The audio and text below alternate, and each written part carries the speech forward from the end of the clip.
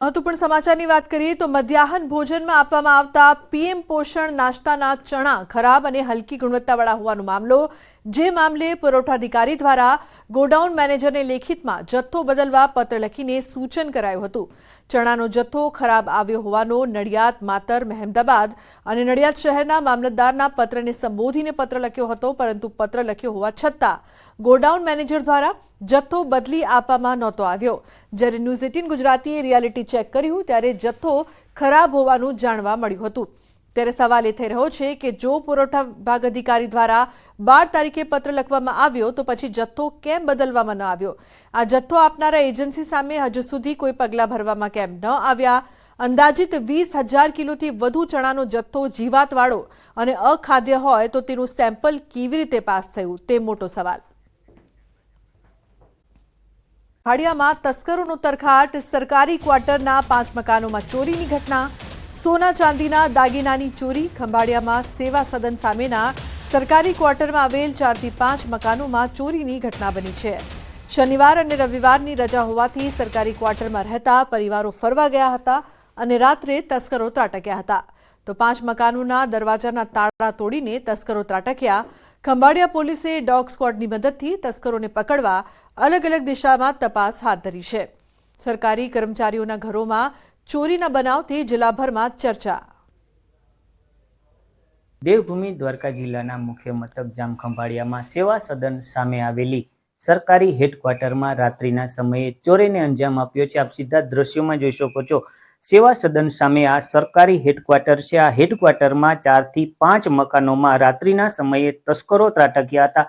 શનિ અને રવિવારની રજા હોવાના કારણે જે પરિવારો છે તે પરિવારો બહાર ફરવા ગયા હતા, ત્યારે જ તસ્કરોએ રાત્રિના સમયે ચોરીને અંજામ આપ્યો છે। સોના, ચાંદી અને રોકડની ચોરી થઈ છે। ત્યારે બનાવની જાણ થતાં ખંભાળિયા પોલીસે જે આરોપીને પકડવા ચક્રો ગતિમાન કર્યા છે। હાલ ડોગ સ્ક્વોડની તેમજ જે મદદ લેવાઈ રહી છે અને આરોપીને પકડવા ખંભાળિયા પોલીસે કવાયત હાથ ધરી છે। અમરેલી જિલ્લાના મોડાસા એપીએમસીમાં નવા ઘઉંની આવક શરૂ થઈ છે।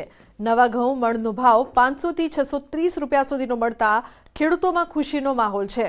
મોડાસાની આસપાસના ખેડૂતો મોટા પ્રમાણમાં ઘઉં વેચવા આવી રહ્યા છે। માર્કેટ યાર્ડમાં 300 થી વધારે બોરીની આવક થઈ રહી છે। મોડાસા એપીએમસીમાં આ વખતે શરૂઆતમાં ખેડૂતોના સારા ભાવ મળી રહ્યા છે, જેથી દિવસે ને દિવસે ઘઉંની આવકમાં પણ વધારો થઈ રહ્યો છે।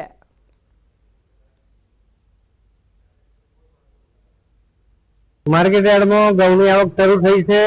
ઘઉં 100 થી લઈને 250 બોરી સુધી નવા ઘઉં આવે છે। માર્કેટ યાર્ડમાં ખેડૂતોને 600 થી લઈ 640 રૂપિયા સુધીના ભાવ મળી રહે છે। હું જે માર્કેટ યાર્ડમાં આજે ઘઉં લઈને આવ્યો હતો, જેનો ભાવ મને ₹628 રૂપિયા ભાવ મળે છે, જે મને આનંદથી સંતોષકારક પૂર્વ છે। જિલ્લામાં શિયાળુ સિઝન દરમિયાન વાવવામાં આવતો જીરાનો પાક નિષ્ફળ ગયો છે। જામનગર જિલ્લાના જોડિયા પંચાયતમાં આવેલા લીંબુડા ગામે શિયાળા દરમિયાન ધુમ્મસ અને ફૂગ આવવાના કારણે જીરું ખેતરમાં જ સુકાઈ ગયેલું જોવા મળી રહ્યું છે, જેના કારણે ખેડૂતોને નુકસાન પહોંચ્યું છે અને ખેડૂતો હવે નિષ્ફળ ગયેલા જીરાના પાકની લણણી કરીને કાઢી રહ્યા છે।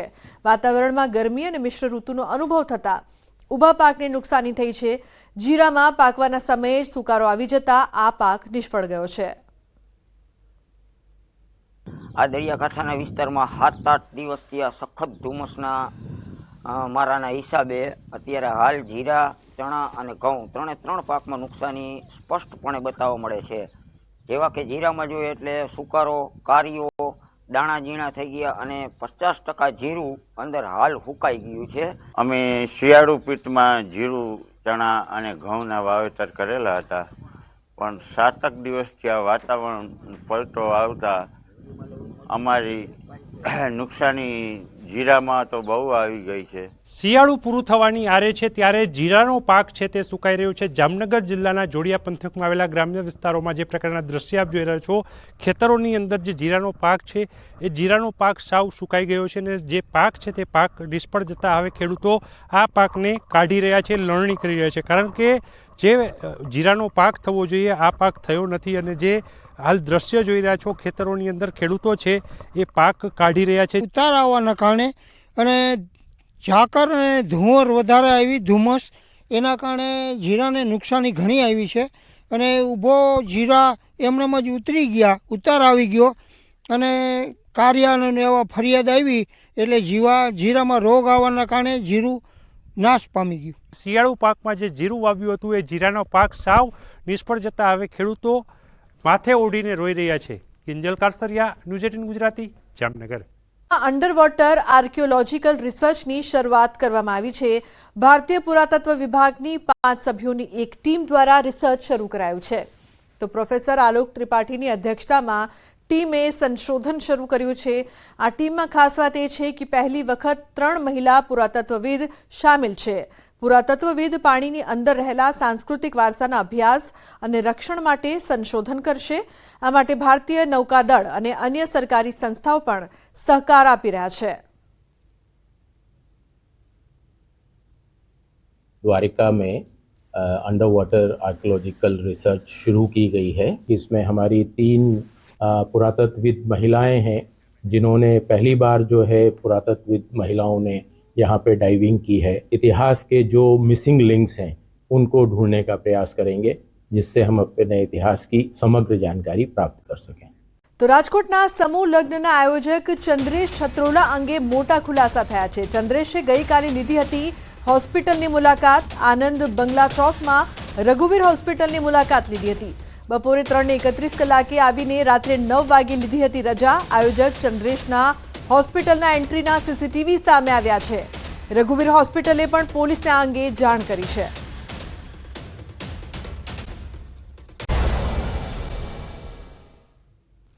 તો રાજકોટની સામાજિક સંસ્થાઓ આવી વારે. સામાજિક સંસ્થાઓએ 9 દંપતીને કરિયાવર આપ્યું. બોલબાલા ટ્રસ્ટ દ્વારા જમણવારની વ્યવસ્થા કરી હતી. આખરે રાજકોટ પોલીસ વરવધુની વારે આવી છે. પોલીસે સમૂહ લગ્નના આયોજક બનીને લગ્ન કરાવ્યા. ન્યૂઝ 18 પર ડીસીપી ઝોન 1 સજ્જનસિંહ પરમારનું મોટું નિવેદન. સમૂહ લગ્નના ફરાર આયોજકો સામે ગુનો દાખલ થશે. પોલીસે સમૂહ લગ્નમાં વર કન્યાના લગ્ન કરાવ્યા. હાલમાં 3 નવ દંપતીના લગ્નની પોલીસ કરાવી રહી છે વિધિ. તો કેટલાક વરવધુ સમૂહ લગ્નનું સ્થળ છોડીને જતા રહ્યા હતા. સમૂહ લગ્નમાં જોડા ભેગા થયા પણ આયોજકો ન આવતા હોબાળો થયો હતો. સમૂહ લગ્નમાં આયોજકો જ ન આવતા હોબાળો થયો હતો. રાજકોટમાં યોજાવાનો હતો સર્વ જ્ઞાતિ સમૂહ લગ્ન. આયોજકો ન આવતા સમૂહ લગ્નમાં હોબાળો થયો હતો. થાય છે સારું કર્યું પાછા લગ્ન શરૂ કરવામાં બહુ પીએસઆઈ ને ધન્યવાદ. પોલીસની પણ રાજકોટમાં સારી કામગીરી દેખાય છે. અમે પણ અમારી રીતે મદદ કરી આવી પહોંચી ગયા છીએ. પણ જે આયોજકો હતા એ લોકોએ બહુ ખરાબ કામ કર્યું છે. રાજકોટને બદનામ કરવાનું કામ કર્યું છે. એને છોડવા ન જોઈએ. પોલીસ આની સામે કાર્યવાહી કડક કરે એવી પોલીસને પણ માંગણી કરી છે. હવે તો એમ થાય કે ખુશ થઈ ગયા છે કે આ પાછું બધું કરાવે છે. નકર તો અમારે આ બધા પૈસા માથે પડ્યા, ખર્ચો માથે પડ્યો, લઈને એ લોકો તો ભાગી ગયા.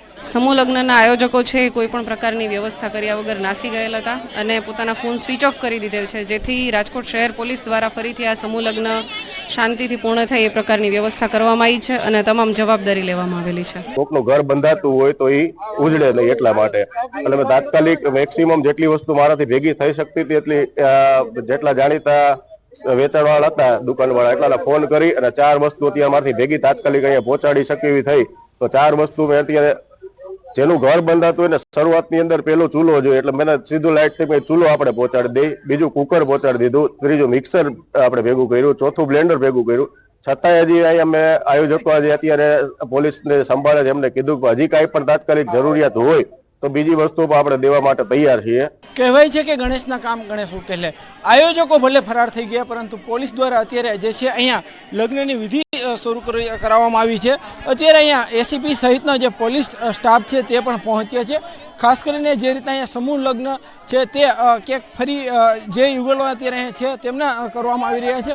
હું આપને આ દ્રશ્યો પણ બતાવવાનો પ્રયાસ કરીશ કે અત્યારે અહીંયા જે છે ફરી એક વખત ક્યાંક સમૂહ લગ્ન જે શરૂ થઈ રહ્યા છે. આયોજકો ફરાર છે. જોકે અત્યારે અહીંયા વર કન્યા છે તે એકબીજાને જે છે એ હારમેળા પહેરાવી રહી છે અને ફરી એક વખત અહીંયા ક્યાંક સમૂહ લગ્ન શરૂ થયા છે. જોકે જે ખુશી હતી, જે ઉમંગ હતો, ઉમંગ જે કપલમાં જે ઉમંગ હતો તે ઉમંગની ક્યાંક ખામી જોવા મળી રહી છે. ચોક્કસથી અત્યારે અહીંયા જે આયોજકો છે તે ફરાર છે. જોકે સામાજિક આગેવાનો, રાજકીય આગેવાનો આગળ આવ્યા છે અને હવે આ સમૂહ લગ્ન છે તે ફરી જે છે એ શરૂ કરવામાં આવી રહ્યા છે. અત્યારે જે રીતના અહીંયા જે છે એ સમૂહ લગ્નમાં ફરી શરૂ થઈ છે. પોલીસ આવી છે, પોલીસ દ્વારા આ વિધિ શરૂ કરવામાં આવી છે અને અત્યારે લગ્ન વિધિ છે તે ક્યાંક ફરી શરૂ જોવા મળી રહી છે.